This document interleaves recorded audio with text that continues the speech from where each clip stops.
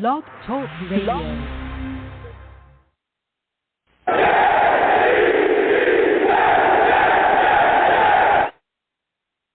What's going on, folks? It's your boy Long Beach Joe, and I am back at it again.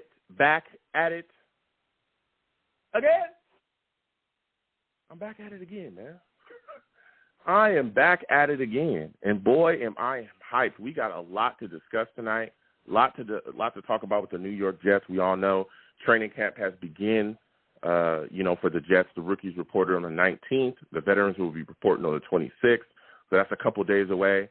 A lot of discussion to be had surrounding the Jets. There's been a lot of moves, a lot of things that we've done as well with the roster. We're going to be talking about that. We're also going to be talking about some signings that we've been able to make as well. So before I get into all that stuff, listen, let me kick off the show. I am the man of the people. I'm here for the people. Let me shamelessly promote my Facebook page. Everyone go on Facebook, search The Long Beach Joe Show. Like that page. My content's up there. Go ahead and give it a listen. Message me. I'll message you right back. I love going back and forth with folks about this football team. Also, leave me some feedback. I love hearing about what you folks think I do here on The Long Beach Joe Show. Listen, folks, your boy is also on iTunes, man. I'm on iTunes as well. For those of you that want to listen to the podcast, you know what I'm saying, go on over to iTunes, check on in. Okay, The Long Beach Joe Show, The Long Beach Joe Show. Go on over there, okay? Subscribe to that show over there and leave me a 5-star. You know what I'm saying? Leave me some feedback. Let me know what you folks think about what I'm doing over here. I want to thank everyone that does do that. You know, I get some feedback. People let me know how they feel about the show, what they're thinking about what I'm doing here. I appreciate that stuff, man. So please continue to do that. And, you know what I'm saying, listen to your boy's show. Listen to the podcast. Also, those on Blog Talk Radio as well. Salutes to you as well. Blog Talk Radio / Long Beach Joe Show. You know what I'm saying? Go ahead and listen to the show on there as well. And I'm also on YouTube, too.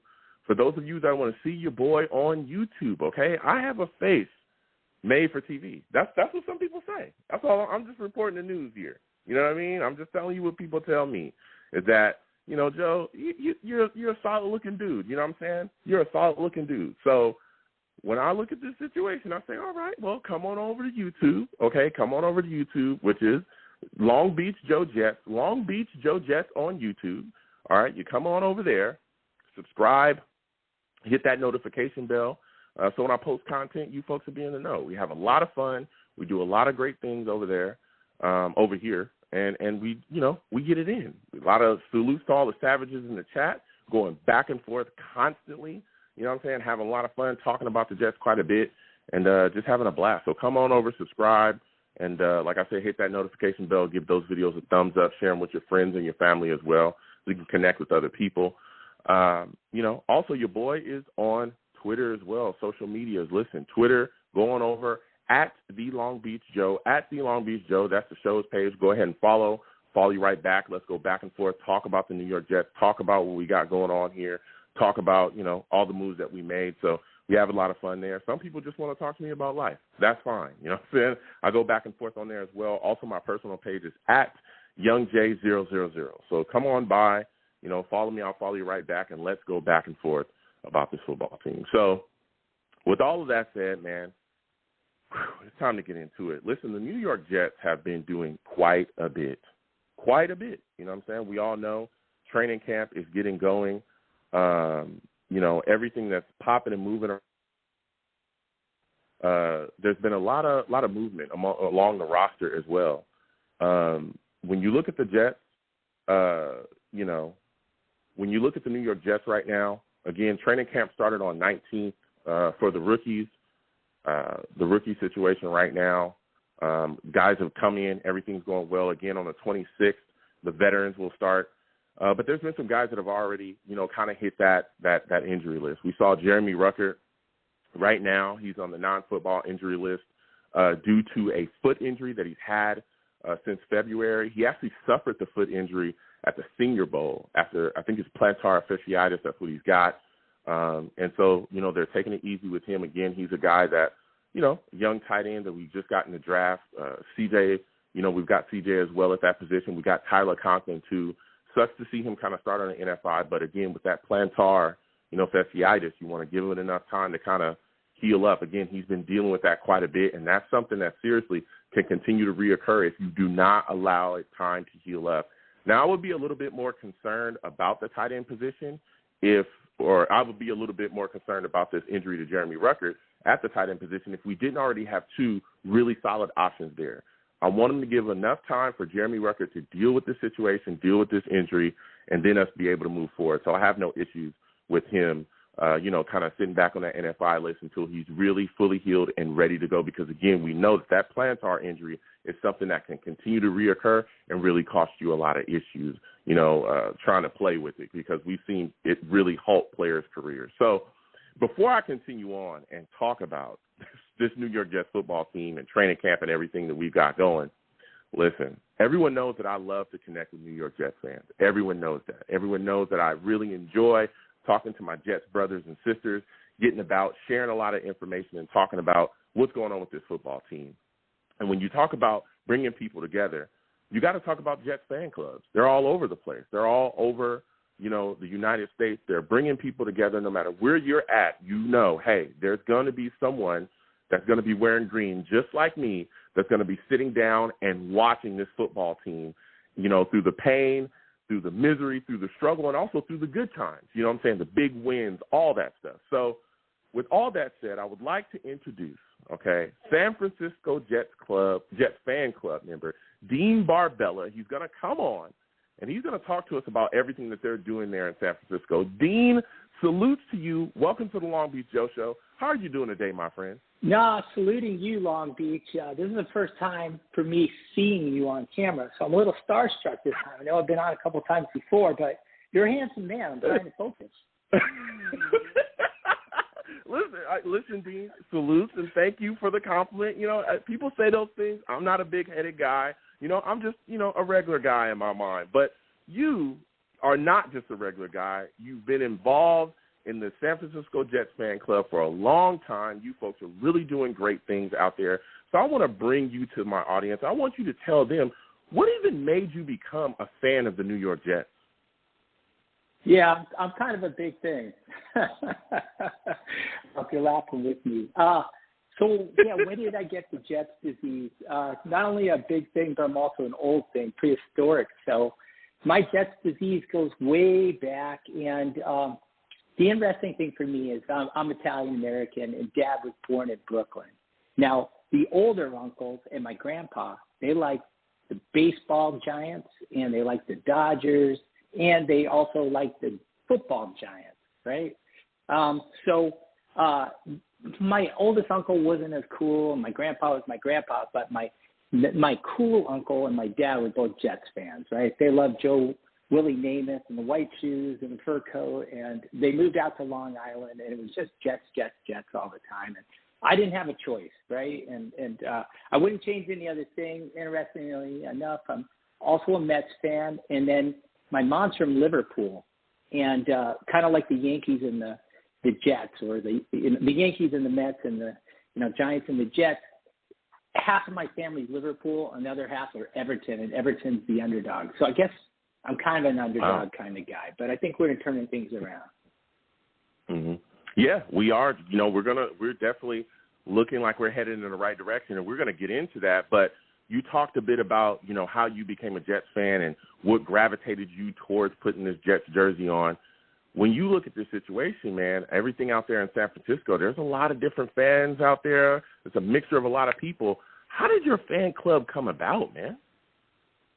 Yeah, so the mixture of the people, like just kind of taking the temperature out here, is the Niners fans. They drink Chablis, they eat sushi, and they're kind of like finesse. Yeah, they let their football kind of be smash mouth, but the fans are finesse, and it's easy to get along with.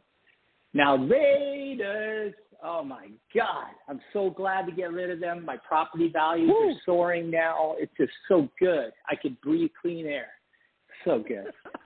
So now, how did we get started? Well, I was just looking for like-minded Jets fans and, finding a home to hang my hat. You know me, Long Beach. I like a nice tavern or bar, a shot guy. And I made some friends, and I got introduced to a couple other Jets fans. But still, that was chapter 2. We didn't actually, figure out how to start a fan club yet. What happened was I had to go on this odyssey, if you will, a journey where I went on meetup.com and I found a couple other, folks. And then we tried on different bars like Goldilocks. This one's too hard. This one's too smooth. And then right under our nose was this Red Sox fan who was my bartender. He's like, hey, Dino, you're a Jets fan. Evan, who's now our bartender for our Jets meetups, you're a Jets fan. I'm going to turn on the volume. You guys go out and tell all your friends. And it just blew up. When we added, a little sprinkle of Brett Favre and his torn pectoral muscle, things were just going off. They were turning away runway models because they couldn't get in the door. It was fantastic. Now, you're talking about how everything came about. Like you talked about all the bars that you toured and where you found your right spot. Can you please announce to my fan club or my listener base, where can people hang out with you folks? Like, where's the addresses? Where can they come on by and check you folks out?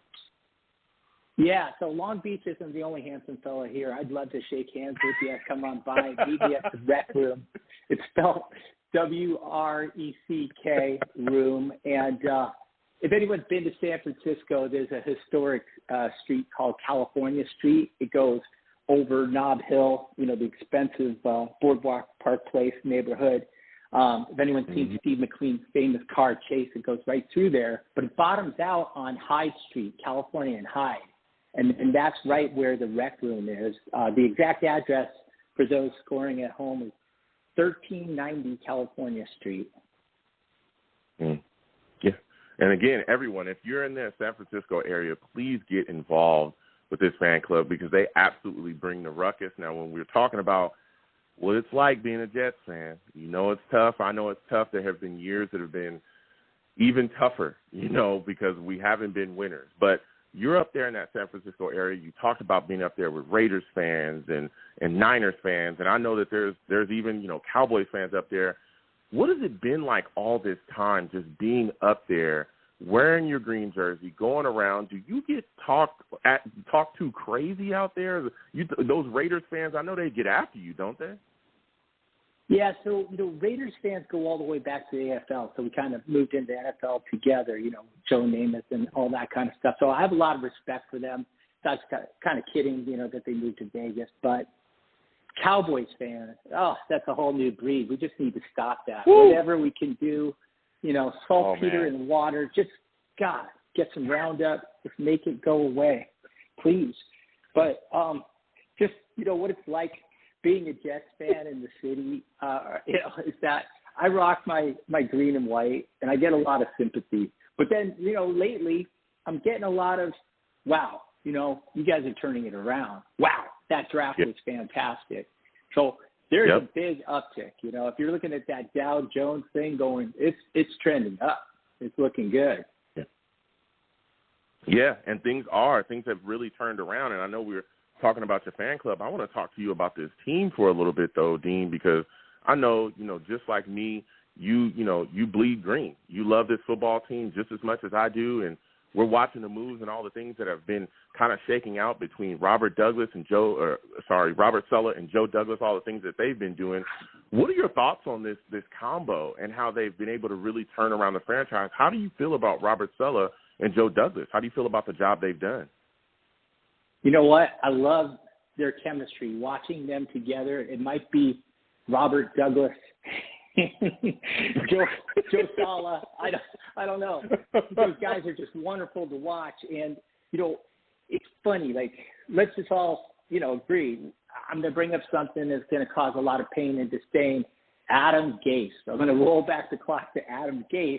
Oh, I thought he had something to do with us getting Joe Douglas, and if he did, it might be worth it. I think their paths crossed with the Chicago Bears years ago. Anyhow, it's a perfect storm because while Adam Gase was busy destroying everything in sight, like the forest fire, he got Joe Douglas in the door, with that forest fire, that fertile, earthy mulch to kind of rebuild. And he's just been awesome. He has a process.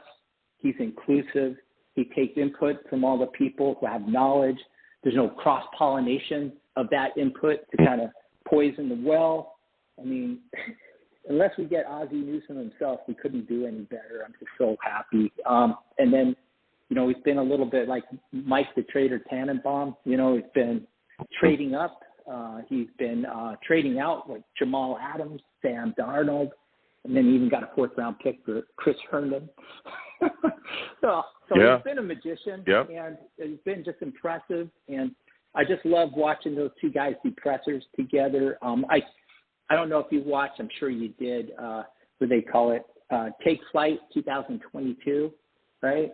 Mm-hmm. It's just that one scene of Jermaine Johnson dropping and Joe Douglas pounding the phones and trying to trade up, and I don't know if you know, Joe, my background is in sales, and I saw a lot of, parallels, other than all the cajoling and pounding the phones and smiling and dialing that I do in my living. I saw, Joe doing that right there in the war room. But, I mean, you never, in sales is an adage, you never win a deal by yourself and you never lose a deal by yourself, right? It takes a village. And he really carries that philosophy forward, and he trusts his process.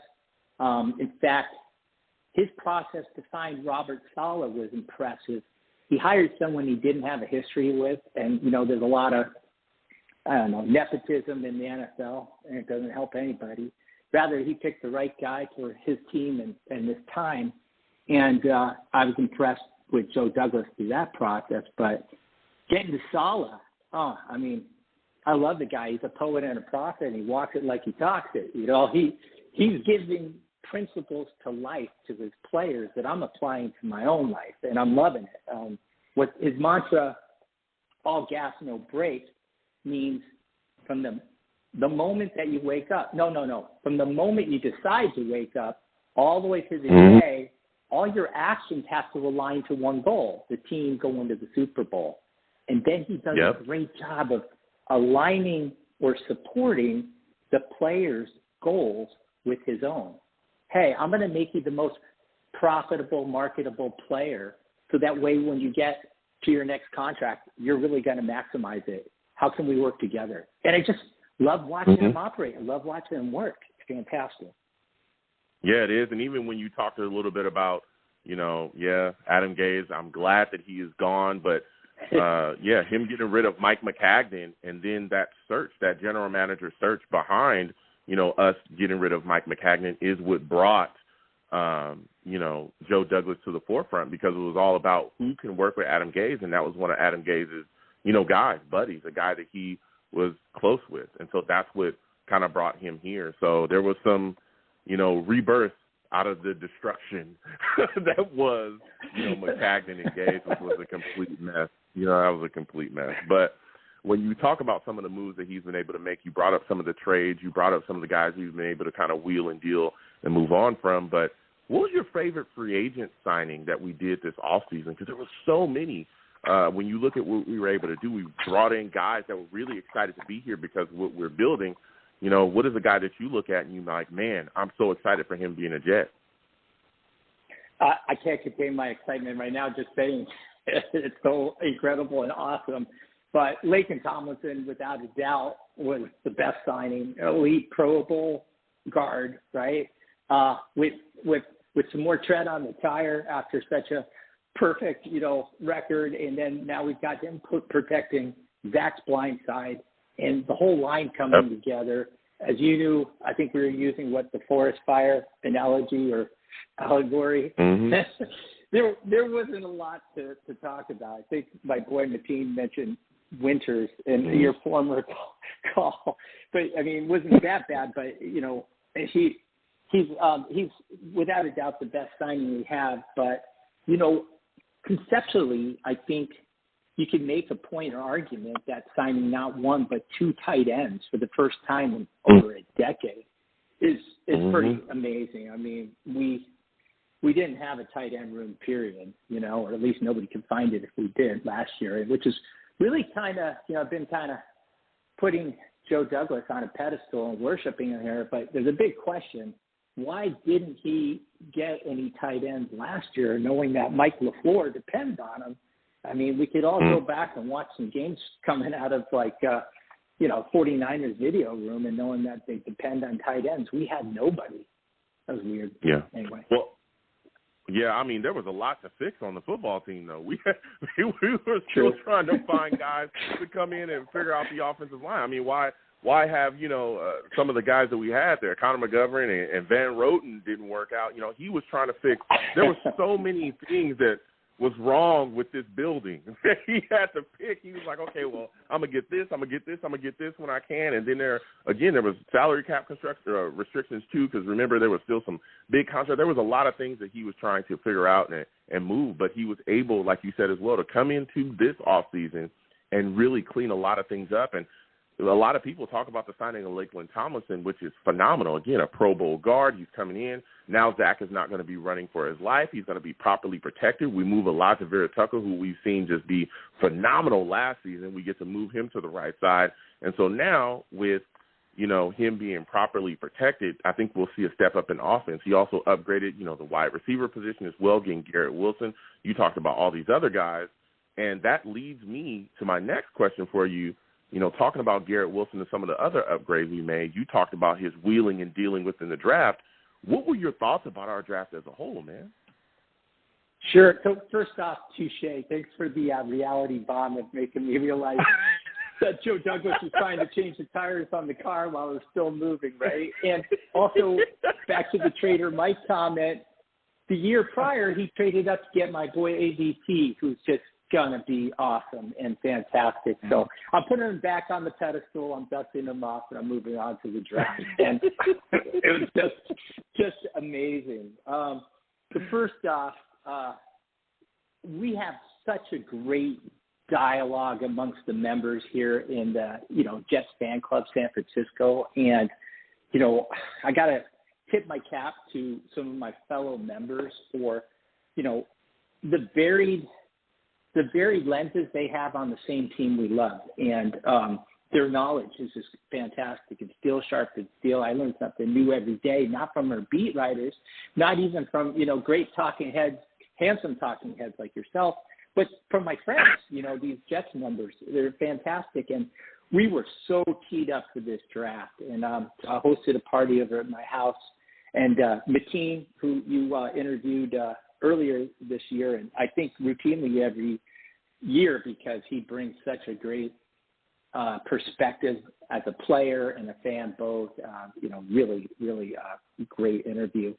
But so Mateen was here and a bunch of us others, and it couldn't go any better. I think we all had our druthers. I was looking for a pass rusher, and so I was thinking Thibodeau all the way.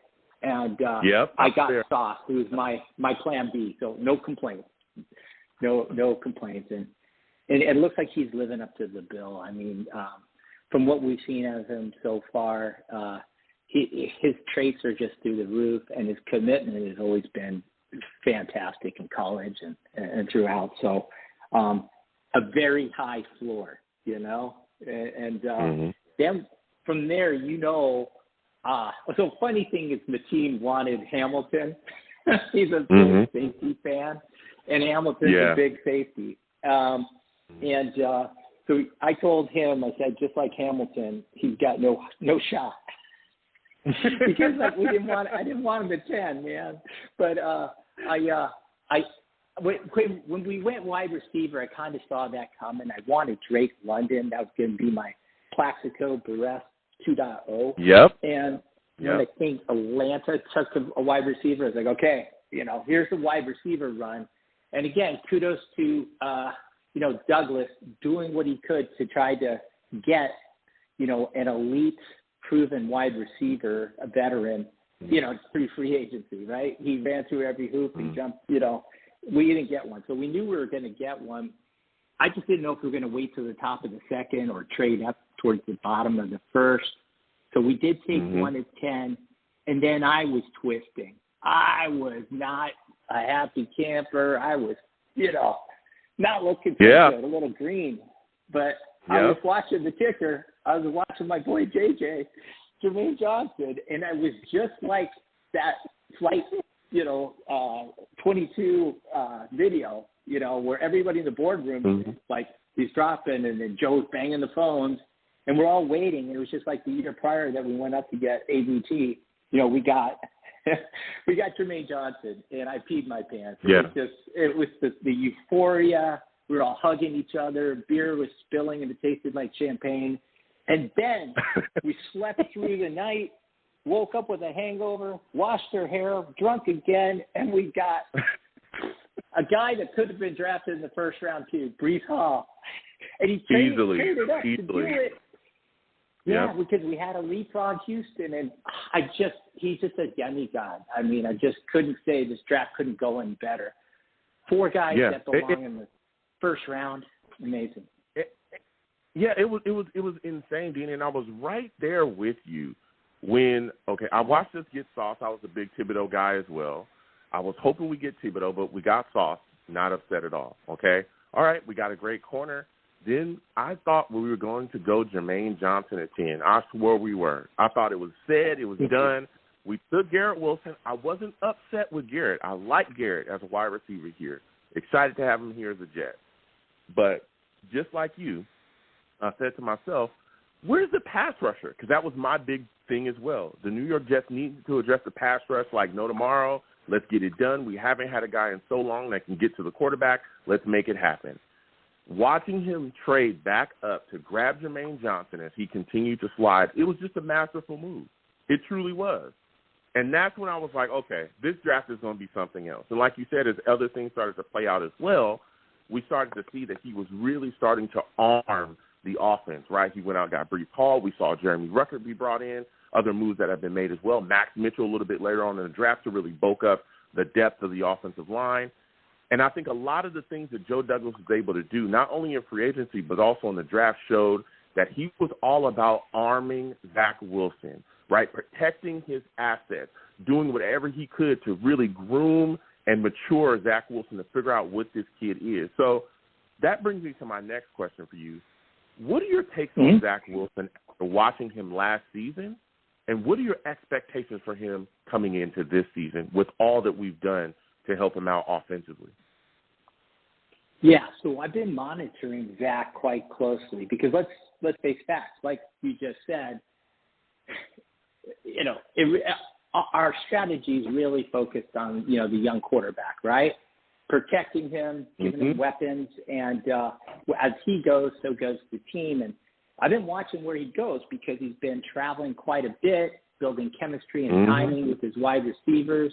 He's gone to Provo, Utah, Scottsdale, Arizona, Hollywood, Beverly. He's gone to all the Cougar dens. Yeah, he's been going to all the Cougar dens across America. That's right. Here we go.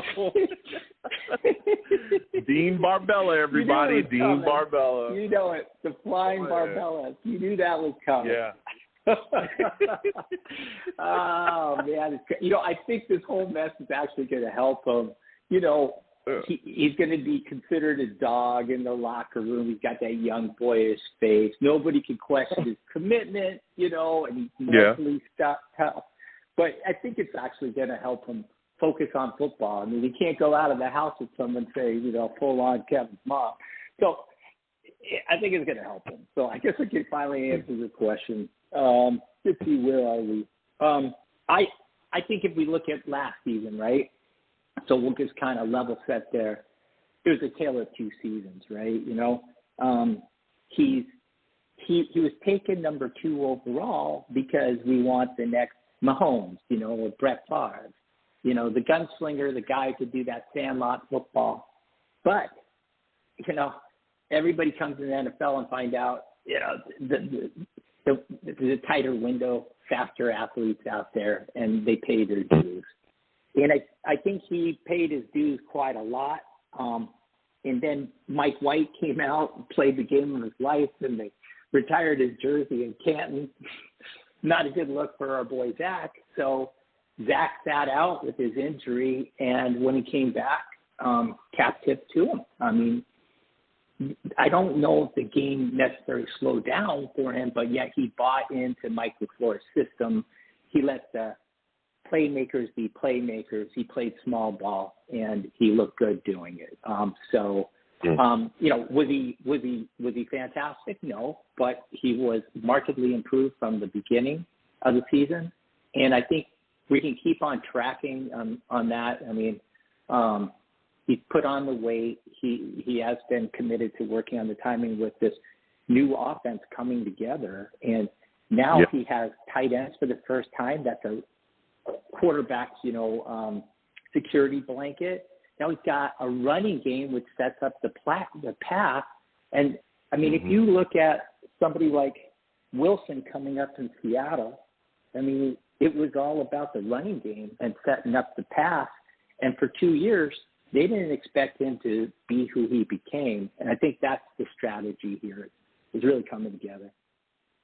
Mm-hmm. Yeah, it is. I'm looking at the situation, and I'm saying Zach Wilson has so much, to really lean on this season. You talked about the running game, and I always bring up that we're in a run-first offense. I don't think a lot of people know that because our running game was so bad last year.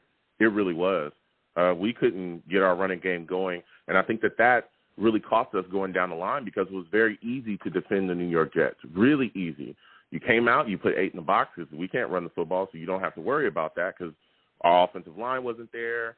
So, especially, again, Connor McGovern and Greg Van Roten, they were just letting up pressures and hits all day, and you just send the house of Zach, and, he's a young kid trying to dissect things, a rookie quarterback trying to figure things out. So you're either going to smack him and get a big hit, you're either going to, strip him or something like that, or you're going to get an interception. And a lot of that times that's what we saw, a lot of issues there, especially with the protection going up front. So seeing Joe Douglas address that and step up and get better, I think it's going to help Zach Wilson because now we'll be able to hand the ball off to Michael Carter. We'll be able to hand the ball off to Breece Hall and be able to get some yards. If you look at what we run, the Shanahan offense, the Niners run it. I know you've seen that up close and personal. They run the football effectively up there, and we've seen that offense be able to do what? Continue to push, make playoff spots, continue to push in the playoff spots, push to be in Super Bowls and stuff like that. We've seen that push from them. I mean, if you look at the Shanahan scheme, Jimmy G is not a great quarterback, and we've seen the Niners have great success with him because the running game was solid and the play calling was solid, and it put a lot of players in positions to be able to make plays, get the ball in the hands of the right guys, and they just made their moves. And we saw that last season. Again, like you said, down the stretch with Zach, we saw a change in things. So I'm hoping that this year the running game really steps up and gets going forward. But I think a big part of that is going to be, again, this offensive line coming together, being able to gel. And I think one of the biggest parts of that is Mekhi Becton. Now, there's been a lot of talk about him, Dean, and I want to get your thoughts on this because you know this team through and through. There's been a lot of talk about this guy. He's a lot of people saying he's overweight, a lot of people saying, he's a bum, he's a bust, and all this stuff. What do you make of all the negative comments about Mekhi Becton, and what are your expectations of him this season? Yeah, I'm not going to be popular with you because I listened to you and your team like a little while ago. I haven't been impressed with the kid. I think that on draft day, if I recall, because a little fuzzy, it's 3 years ago, that Joe said, hey, remember that conversation that we had? And that conversation, Joe, was centered on control your weight, And I just don't think that, going back to the Robert Saleh mantra, where you have to do the little things that get you to the Super Bowl, I don't think that he's been out chopping wood and committing, Now, I am a dad. I got an 8-year-old, so I know the idea of, like, when your wife's pregnant, you get sympathy weight, So he's been home, expecting a newborn, probably sitting on the sofa, and, good for him. But look at other guys like Fant, look at, Zach, and, everyone's got a nutritionist, and they're, putting on the right weight and everything. And he showed up to the camp in that bus shirt, and, 400 pounds is 400 pounds is 400 pounds. So, I can't tell if he loses 20 or adds 20, but he didn't look like he was in good shape. And that guys like Saleh are leaking to the beat writers, and the beat writers are telling us how it is. I mean, on one hand, they need to, get some clicks and sell some newspapers. On the other hand, this is what they're hearing. And, Saleh's pretty good at saying the right things on camera to, I don't know if embarrass is the right word, but motivate his players, right? And they weren't happy with how he showed up And now he's got to chop some wood and get into, good condition because, they already told him prior to the offseason that, he's in a battle for his position with fans. I mean, if that's not motivation, I don't know what is. So he does not seem to be mentally tough like a lot of the players that we've got. We got guys like Elijah. Wow. That's your template. Okay. He's mentally tough. But no, I see Mekhi reacting. I don't see him quietly committed and mentally doing the things he needs to do. I think he's more reactive, and I think he's a little childish. Okay. Well, I'll tell you what, Dean. I'm gonna give you some pushback because I disagree, and the reason why I disagree is if you look at a lot of the things that we've seen from him, right? The 400-pound thing, I don't think that's true, and the reason why I don't think that's true is because there's been a long history of people saying that he is overweight, and he clearly is not overweight. I've seen people say that he's overweight, especially last season. They were saying he was overweight in off season, and he was posting videos and pictures from camp, and he was not overweight at all. Even coming into this year, right? Again, he dislocated his kneecap. We all know that, and there was other structural stuff going on with his knee. A lot of people tried to hold that he wasn't, that he didn't come back against him and all that stuff, but his trainer, and people can go look this up, his trainer, Duke Mayweather, who's extremely close to him, literally said publicly that he was never going to come back that season and that the injury that he had was much more detrimental than what was being reported, right? So he sits back again. He's dealing with the injury. He's already a big guy. We all know that, right? He was big when he got here, and he was literally the best player on our offense. You could argue that. And he was a top 10 easily tackle in the league his rookie year. And I'm not just saying that because I am a Jets fan. I am saying that because there were, analysts, there were guys like Damian Woody, who's been in the league for years, came out and was like, listen, this guy is a serious business, right? So then coming into the season after that, right, he was leaner than he was his rookie year. Last season, people were still saying that he was fat. Now, when you look at this situation and you talk about, the big butt shirt, that shirt was huge, and I think it was big for a reason because he's also taken pictures recently where he doesn't look anywhere near out of shape or 400 pounds. He doesn't at all. As a matter of fact, Sulla also came out recently, and this was like within the last couple of days, in an interview, talking about how Mekhi Becton's knee is 100%, and it looks like everything's ready to go with him. They're seeing him. He's there. They keep in contact with him every single day. His knee's 100%, and his weight is down. He said that publicly.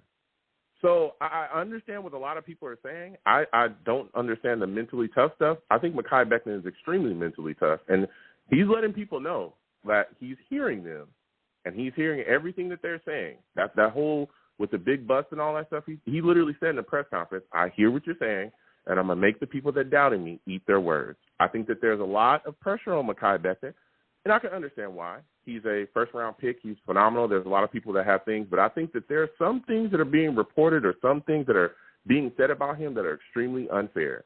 You get somebody thrown into the back of you, that's not an injury that just, it wasn't like he was walking out into the field and just, his ankle snapped in two and he's brittle. No, he had a grown man, Greg Van Roten, who honestly shouldn't have even been on the roster because he was that bad. He had a grown man thrown into the back of him, right? But I personally believe that when Mekhi Becton, if he is fully healthy, and that's what Sulla said, that the knee's good, I'm sure they're going to take their precautions. We'll talk about this throughout the show. But with Mekhi Becton fully healthy, if his knee's good, when it's time to go and get out there, he will easily be our starting left tackle. I think George Fenn is great. I think he did a great job last season. He's a good tackle. He's not Mekhi Becton. Mekhi Becton, when fully healthy, is an elite tackle in this league. Elite. And it's not even close. He's one of the top tackles in this league, and he is dominant. I watched him shut down top pass rushers in his rookie season. I watched it happen. I watched him grab guys that he should not be able to grab and take them to the dirt like they were children. I watched it happen. I watched all the same videos. I know you remember. I'm telling you, the rookie year when we started to run behind him, that's when we saw a lot of success in the running game was running left. And you can go back. There's a lot of breakdowns and stuff about that too.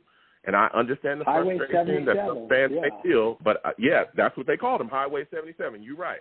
I understand that some of the frustrations that some Jets fans feel about this situation, but I feel like some of it is being a little misguided to go after him when, you know, there's other factors that go on. But I understand what you're saying. I'll give you a word. What are your thoughts, after me saying that? Do you still feel the same way about Becton, or are you willing to give him a chance, or are you ready to just say, hey, you know, it's said and done there for you? Oh, I'm going to continue to disagree with you. It's up to Becton to make you right or me right. And I certainly hope that you are right.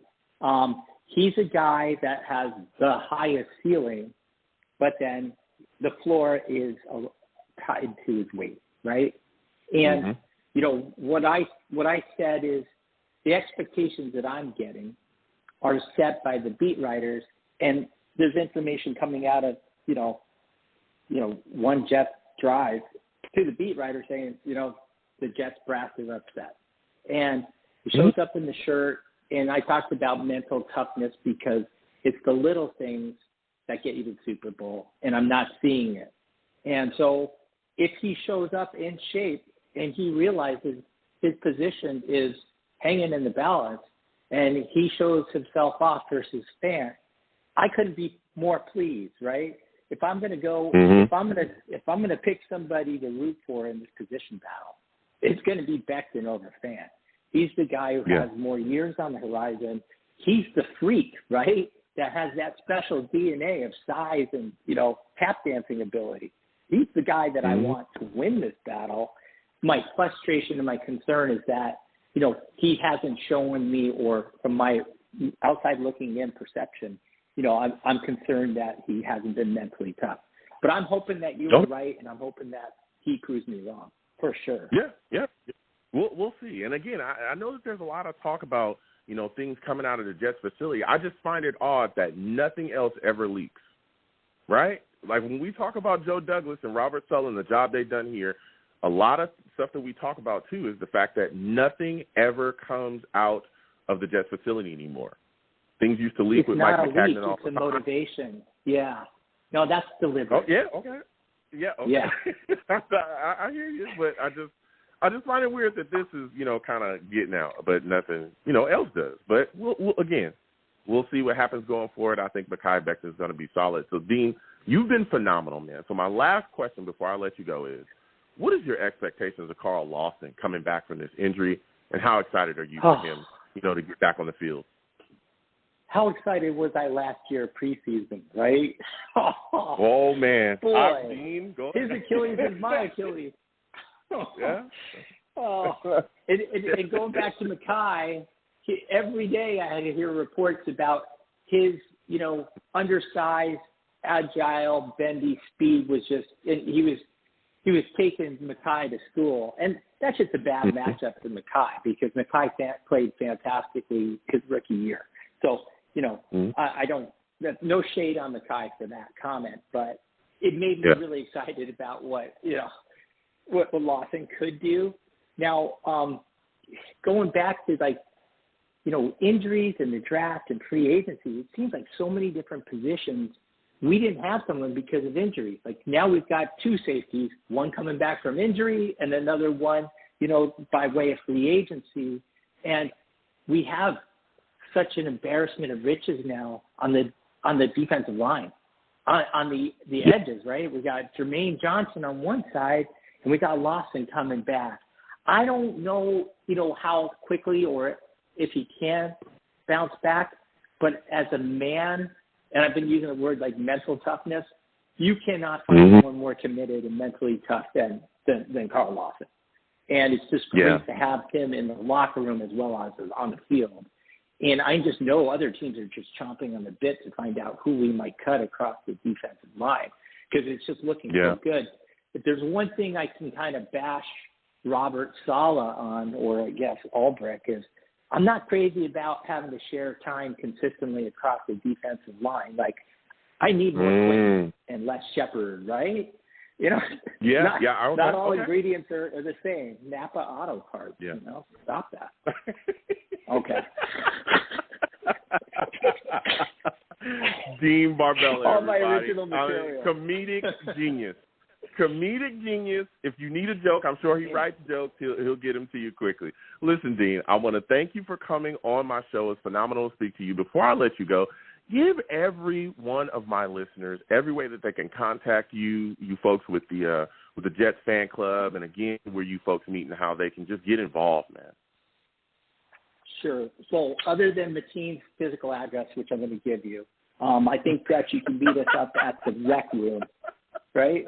The Rec Room is right on California Street and Hyde. And, when we're not watching Jets games out there, everyone knows this bar because the bar is fantastic. The owners, Todd and Chris, will take care of you. Our bartender is one of us, a Jets fan, one of the originals. That's the Boston guy I introduced us to. His name is Evan Frey. He will never forget your name, and he'll say hello and have your beer at the bar when you walk in the door. It's fantastic. So that address is 1390 California Street, and you can come find us, online on Facebook. Our wall is NY Jets Fans in San Francisco, and love to talk to you online. Yeah, absolutely. Listen, Dean, I want to thank you for coming on tonight. It was phenomenal to speak to you. I love going back and forth with you about this football team. You have yourself a good night, my friend. Me too. Take care. Bye now. Cheers. All right. Listen, that was Dean Barbella of the San Francisco Jets fan club. If you're in San Francisco, get involved with those people. Get involved. Listen, man, everyone knows I truly enjoy talking to Dean, all those guys out there. You know what I'm saying? Those San Francisco guys get after it. But, we got to get back to this football team, man. And listen, we got to get to the people, okay? Salutes to all the savages in the chat talking. We're going to get to go on with training camp. Salutes to all the callers. I'll get to you folks in just a second. But salutes to my guy, Mike, in the chat. I said salutes to Mike with the big donation. Mike in the chat says, go, Joe. Salutes to you, Mike. Thank you again for giving to the platform with the big donation. Truly appreciate it. Salutes again to all the savages, Cameron, Chef, Steele, Jet King, J. Cole, Jeremy. Salutes to everybody. Lines is open again, 515-602-9639. 515-602-9639 is the number. Call in. We're going to get to everybody in a second. It's phenomenal, again, speaking to Dean. I'm going to get back to what we were talking about before. So, again, training camp is opened. Rookies reported on the 19th, veterans on the 26th. Jeremy Ruckert is on the NFI list because of the foot injury word that is being reported as plantar fasciitis. We all know that that's something that it takes a bit of time to heal, and if you continue to, pound the pavement with it, then you're going to have some issues. So they're letting that heal up. Hopefully he comes off in a second. Now, as training camp continued to play out, we saw that my boy Breece Hall, was able to get signed, all right? Breece Hall is officially a Jet. Let's go. My boy Breece Hall in the building. Breece Hall has been signed. It's a 4-year deal, $9 million contract. It includes a $3.7 million signing bonus. So now the Jets, have everybody signed. Everybody's in the building. It's all said and done. Everything's good to go from the draft. Now, again, the Jets, guaranteed 100% of Breece's third-year salary. So we're seeing, again, the growth of Joe Douglas. No more of these things that's going on, where guys are holding out from camp and they're not coming in, and he's trying to struggle with them contracts. Look, let's get it done. Let's get the guy in the building said and done. So that is huge. Breece Hall is now officially a Jet. And, again, him, Michael Carter in the backfield, we're going to be running the football this year for sure. You know what I'm saying? Again, I love Breece. I think he's phenomenal. He's a back again. We got in the second round. That could have easily have been a first-round guy, right? A lot of people, clearly saying, hey, he's the best back in the draft. Here we are. We got two good backs, but I think a lot of people are sleeping on Michael Carter. I really, really do. I think Michael Carter is still a guy that you're going to have to look out for. He's going to be putting in some work. But having Breece Hall in the building, again, he's going to put in work too. He's definitely going to get his carries. It's going to be a 1-2 punch. Breece Hall is a young back that can do a lot of things. Of course, we know he's got some speed on him, and he can also come out the backfield, catch the football. So I'm excited to see what Breece Hall and Michael Carter are going to be able to do in this LaFleur system, especially with our upgraded offensive line. So that was a good signing here. You also see that the New York Jets also have added some guys to the PUP list. Again, Mekhi Becton is on the PUP list to start camp. George Fant, Carl Lawson, CJ, tight end, is going to be there. CJ Uzama is going to be on the PUP list as of now. And Drew Sama is going to be on the PUP list as well. Again, I think a lot of people looked at this situation, particularly with Mekhi Becton, and say, well, why is he on the PUP list? What's going on here? You have to keep in mind that the PUP list is not going to, necessarily kill guys for weeks, okay? Again, all of those guys on the PUP list are able to participate in meetings. They're able to use the team facility. They remain on the active roster, and they can be removed from the list at any time. So I think especially with a guy like Mekhi Becton, I think the New York Jets are just being cautious. They're being cautious, making sure that knee is above 100%. We've heard Mike McCagnon say, we heard Robert Saleh come out and say that knee is looking solid. It looks like it's good to go. It's 100%. But I think they're just being cautious with him. And I think the big thing about them being cautious is we look at what happened last season, right? Look at what happened last season where we had all these injuries. I do not think they want to deal with that stuff at all again. We saw that Quentin Williams missed time because he had a foot injury. We saw Mekhi Becton go down. We saw Elijah Moore miss time as well. So did Elijah Vera-Tucker. So I think they're just being cautious with those situations. I think everything will be fine. And again, tomorrow they can take him right off that PUP list and he'll be out there ready to go. Same thing with George Fant. So I think they're just giving these guys time, giving them time to fully heal up until they feel like they are ready to go, and then boom, they'll be back out there. So all of those 5 guys on the PUP list. The New York Jets have also signed Craig James and placed Greg Sinnat on the reserve non-football injury list. Craig James being brought in at corner, that's going to be solid to see, where he gets within the mix. So I'm excited about all these moves, man. Training camp is here again. The veterans report on the 26th. That's about 4 days away. And things are going to get fired up, and we're going to be ready to go, man. So I'm excited about training camp, where the New York Jets are headed, and how everything's starting to play out, man. I just want to make sure that guys get into camp, battle, do what they got to do, but I want guys to get out healthy, okay? I think that's the big thing for this offseason. We saw it really cost us last offseason. I want guys to battle, but I want guys to get out of camp, get out of preseason, get into the season healthy, But there's a lot of battles to be had in camp, a lot of position battles as well. And, man, there's a lot to go into. So I could talk all day, and I'm going to do that about this football team because I'm so fired up, all right? You know what I'm saying? Here we go! I love it. You know what I'm saying? I love going back and forth. But we got to get to the callers again. 515-602-9639. 515-602-9639 is the number. Call in. We are taking all callers. First caller I'm going to go to, I think it's my guy, Mike. Mike from Bayshore is coming on. Mike, salute to you. For those of you that do not know Mike, he brings the fire. Hold on. I said fire. Mike, we already know what you bring into the table, bro. Get the seatbelt off me right now, bro. Get the seatbelt off me right now. Did I not tell you to draft Jermaine Johnson, man? Come on, man. Talk to me. You did, man. Listen, I want to talk to you about the hate that's going on with Mekhi Becton right now. I know you probably have a lot to say about that. There's a lot of people have negative comments, man. Definitely. How are you feeling about that situation going into training camp, man? What are you thinking about Mekhi Becton at this point? My cousin is Manischewitz Mike, and he put that donation for us, man. You keep doing what you're doing, bro. We're just gonna keep it up, bro. We'll keep it up. We'll see you at the Baltimore game, bro. We'll see you there, bro. Absolutely. I promise you that, man. Let me tell you, man. I mean, Mekhi has to get up. Mm-hmm. He's got to get up, man. People don't realize he's not a Jeff Ogden. He's not a Max Starks. He's a different build. Max Starks was 6'8". Jeff Ogden was 6'8" as well, but they're like basketball players. This is a beast of a man. Yep. Listen, all due respect, I would love for him to come into camp at like 370. He didn't, but he's doing the best that he can. Even if we can move that right tackle, that's fine. We'll we'll pound and grind, man. We'll pound. I mean, we got Breece Hall, bro.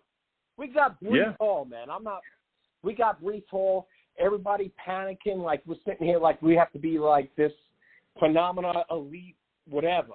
But you know what? We're going to pound and ground, man. And everybody's got to relax and just, leave Mekhi alone, man. Just let him do his thing. If you ever seen him in person, he is the biggest human being you ever seen in your life. And he's athletic.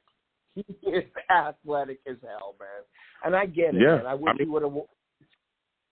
Yeah, he's a complete beast, Mike. I mean, he's a big guy. Like, again, he's posted a lot of pictures. He's definitely, looking slim. He's slimming down for sure. I think a lot of people were on his bumper, and this guy is really putting in the work. You look at the workouts, you look at all the stuff that he's lifting. He's looking good, man, and he's a guy that's putting it together, again, coming off that dislocated knee. We know he's got a nutritionist. We know he's got all that stuff done because, again, the stuff is documented. So I'm excited about Mekhi Becton, and you talked about Breece Hall, man, and what he's going to bring to this offense. I'm so fired up to see him and Michael Carter out there absolutely just destroying people. What do you think Breece brings to this football team, man? And do you expect him to come out that backfield and be catching the football within this offense as well?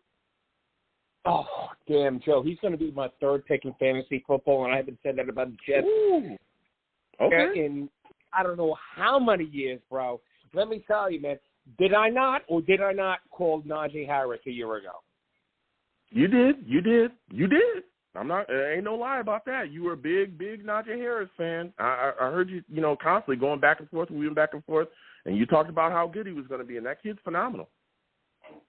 And I couldn't be more happy with Michael Carter. But look at how Michael Carter can complement this man. This kid is a beast. I mean, he can. I mean, I couldn't listen, Joe. Straight up, ride or die. Bet was sitting alive. This is the best draft that we ever had. And the first time in a long time, man, the last jersey I bought was Lavernius Coles.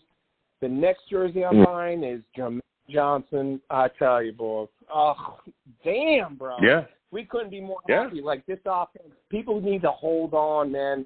Be patient. This is not the same old Jets. No, it's not, man. It's not. Now, before I let you go, Mike, because you're bringing the heat, man, give me your thoughts about Carl Lawson. What are your expectations for him going into the season, especially, again, him and Jermaine Johnson being on top of the side? Man, I cannot wait.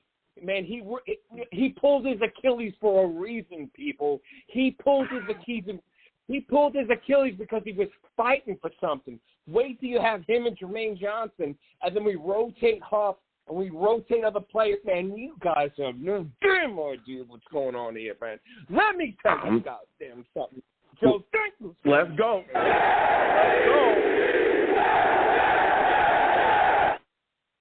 Listen, man, salutes again to Mike calling in. I want to thank him for calling in. He's gone now.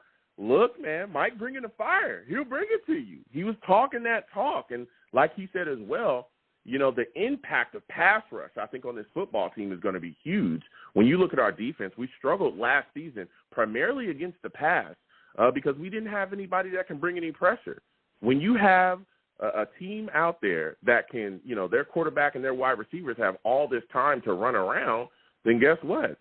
You're going to find somebody eventually, right? If you got 30 years to throw the football, you're going to find somebody, and that's what we often saw. But this year, things have changed up.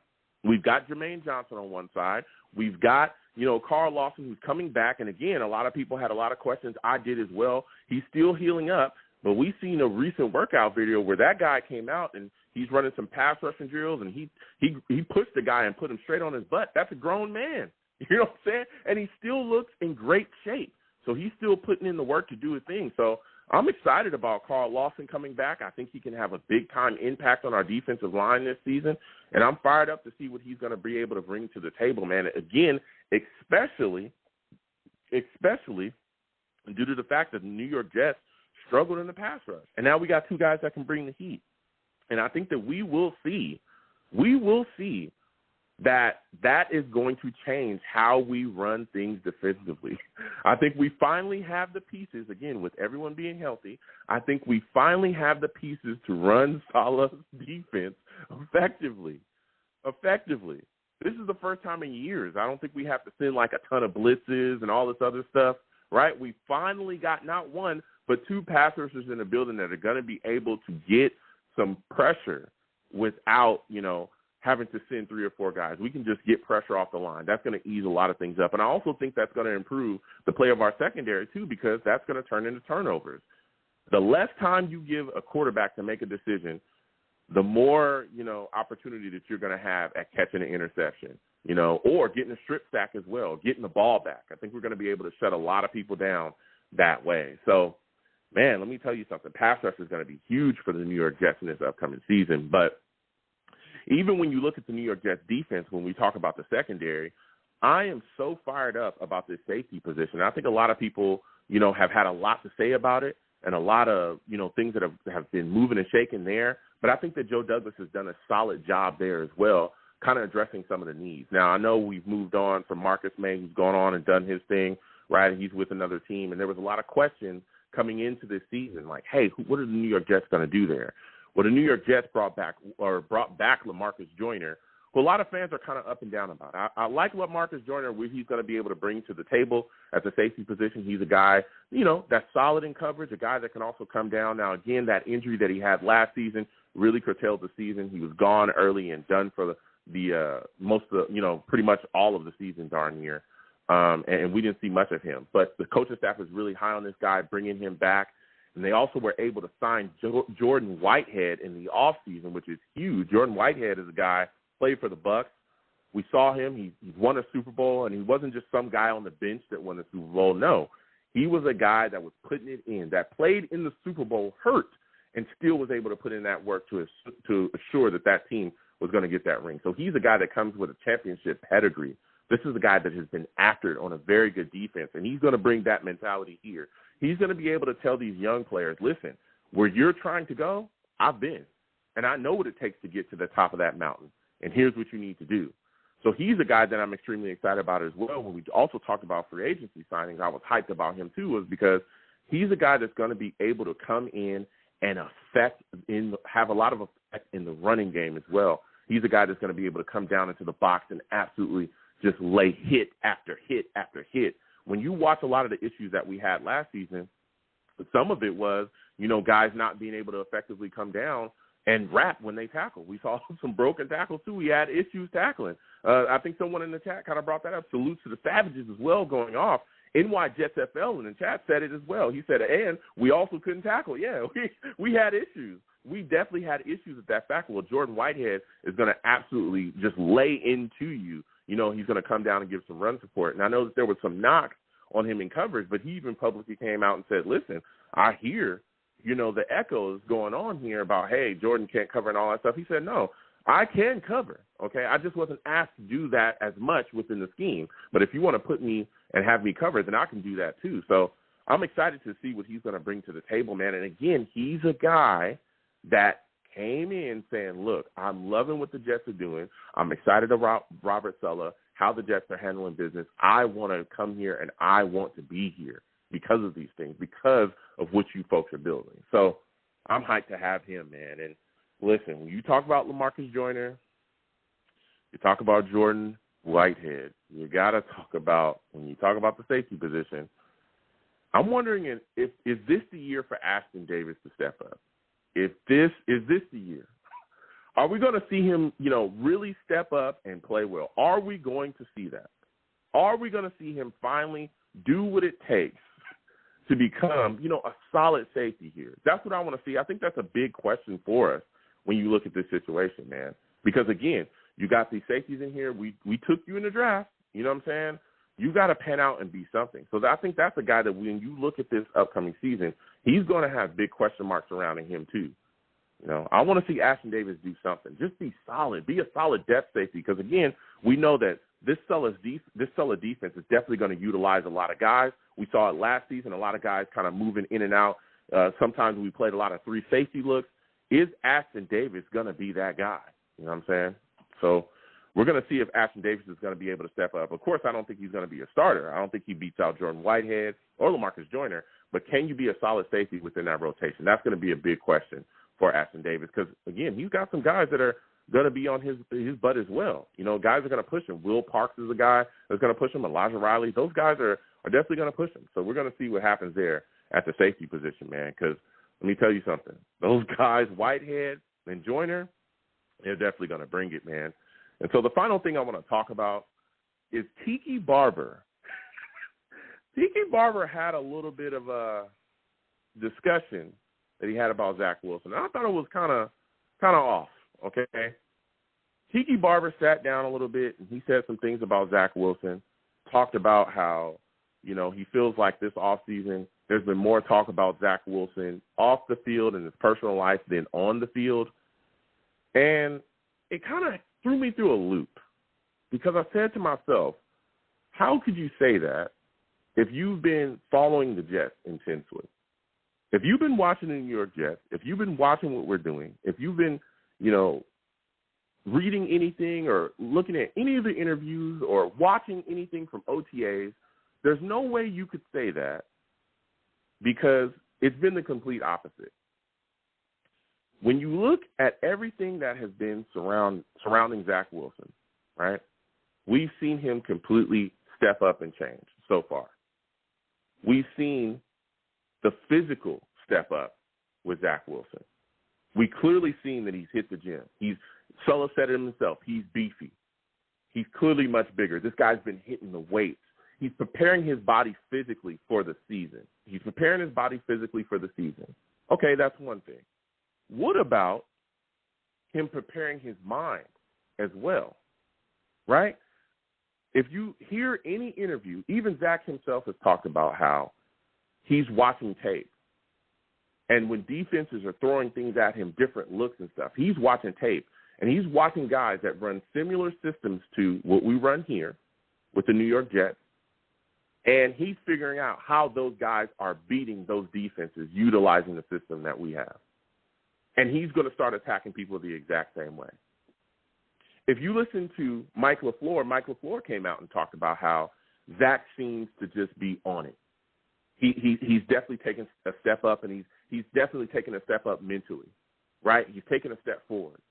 He's a guy that all he has to do is say the play. Zach already knows what to do, and he's doling things out. Mike LaFleur came out and said that his focus has changed. He sees it, right? So here we have the physical, we have the mental, which is one of the more important aspects of football. Because when you look at the mental, especially with the quarterback position, being able to dissect and figure things out quickly is to your benefit. I'm not saying that Zach Wilson is Tom Brady or Peyton Manning or Aaron Rodgers, right? But if you look at those guys, yes, the physical's there with all of those guys. But the mental, they're off the charts. Peyton Manning literally will just dissect everything you're doing on the fly and just handle business. We saw him dice people up for years, right? We've seen guys go out there, he'd be able to read your mail and put you away. Anything that you did, he had seen before, or he knew what you were doing, he would just destroy you. Same thing with Tom Brady. We saw him do this for years, be able to dissect the defense quickly. We've seen Aaron Rodgers be able to figure out what's going on out there from what? Preparation, studying, watching tape, taking the game seriously. We're seeing the same thing from Zach, right? And again, I'm not saying that he's any of those guys where, you're saying he's Aaron Rodgers. That's not what I'm saying. What I'm saying is preparation is what puts you in the position to become an Aaron Rodgers, a Tom Brady, like those guys. So that's what he's doing here. He's making sure that he's prepared for next season. He's taking it seriously. Clearly. He's more concerned. He's putting the work in so that when he gets on that field, that he'll execute properly, physically, mentally. And then we talk about the leadership ability, right? Especially with a young quarterback. That's what you want to see. Can this guy lead? This guy's the face of your franchise. Does the team respect him? Can he lead? We've seen that as well.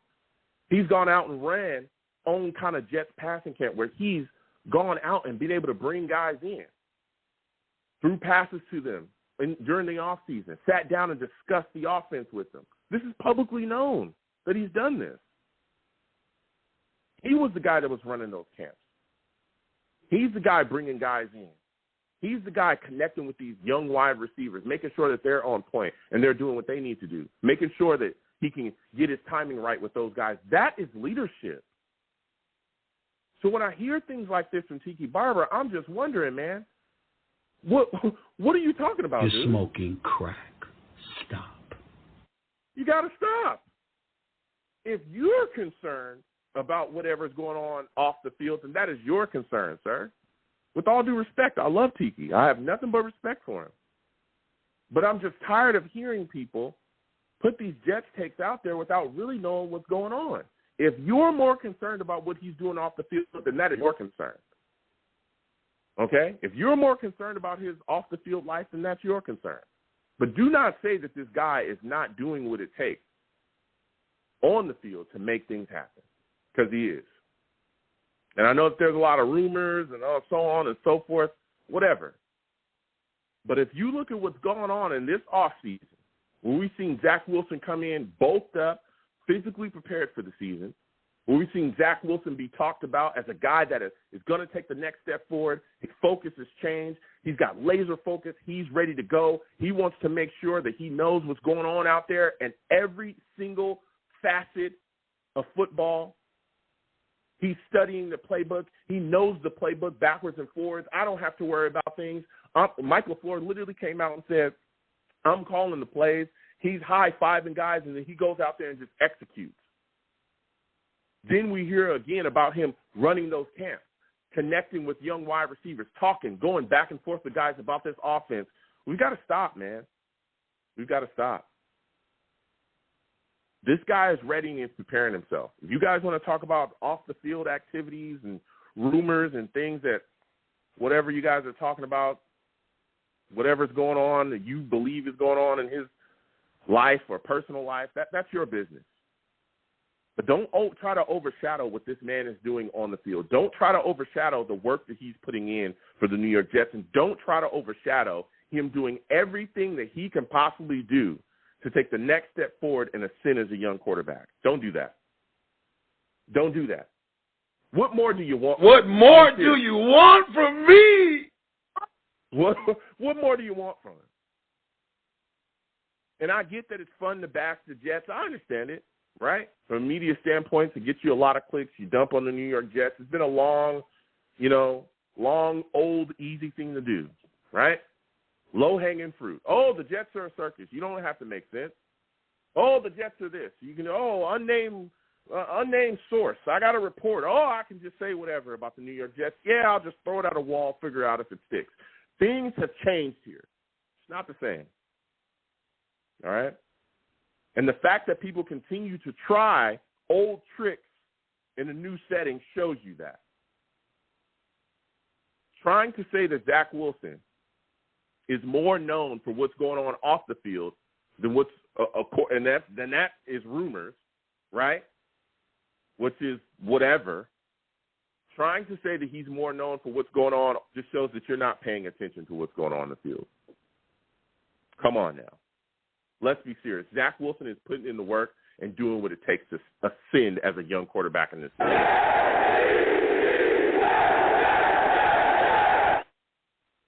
I had to get that out, man. But it upset me.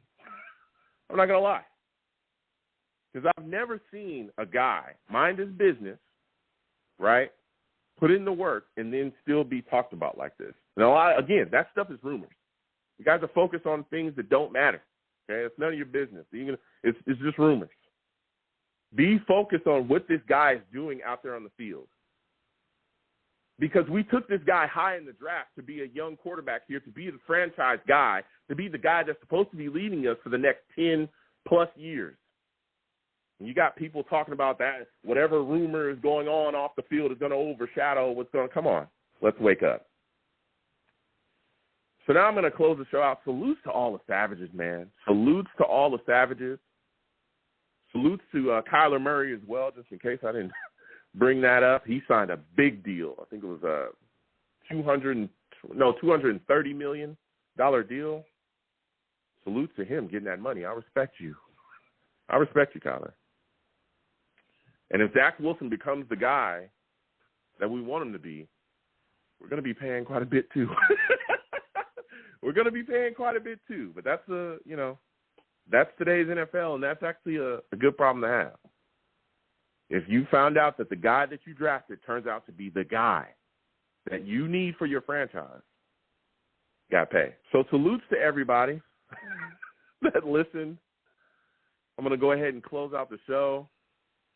I have to let that one go, man. I'm tired of people talking crazy about the Jets. I'm tired of it. So I'm going to go ahead and close out the show. Listen, I'm the man of the people. I'm here for the people. Shamelessly promote my Facebook page. Everyone go on Facebook, search The Long Beach Joe Show. Like that page. My content's up there. Go ahead and give it a listen. Message me. I'll message you right back. I love going back and forth with folks about this football team. Also, leave me some feedback. I love hearing about what you folks think I do here on the Long Beach Joe Show.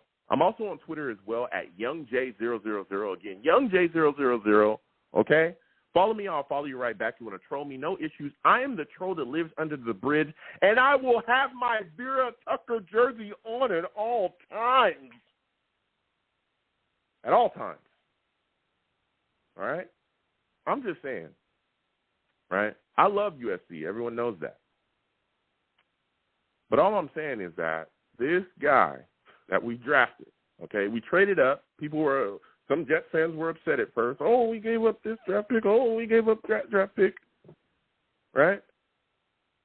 And we got one of the best young guards in the league. This guy's dominant, man. We'll move him to the right side. He'll just dominate over there. It doesn't matter. I feel for defensive linemen that are going to have to match up against us because once he grabs you, you're just deleted from the game. This is what happens. You know what I'm saying? That's what happens when you take guards from SC. That's all I'm saying. Fight on. But I'll have my Vera Tucker jersey on. You know what I'm saying? And you want to troll me? Let's go back and forth. We'll troll. I'm also on YouTube as well. Okay? Come on over to YouTube. Search Long Beach Joe Jets. Long Beach Joe Jets on YouTube. Hit that subscription button. Subscribe. Hit that notification bell so when I post content, you folks will be in the know. And if you troll me, no issues. Again, get in those comments, and I'll troll you. We'll go back and forth. And as always, people, when you see me in person, okay, and you will see me in person, it is arms out, chest open, free hugs for everyone. Free hugs for everyone, okay? The hugs will cost you absolutely nothing. They will always remain free. I want to thank Dean Barbella for coming on the show. Phenomenal to speak to him from the San Francisco Jets fan club. Phenomenal Jets fan, knows his Jets through and through. Listen, if you're in that San Francisco area, get involved with the San Francisco Jets club any way that you can, okay? So with that said, I want to thank you folks for listening. You folks have a good one. Peace.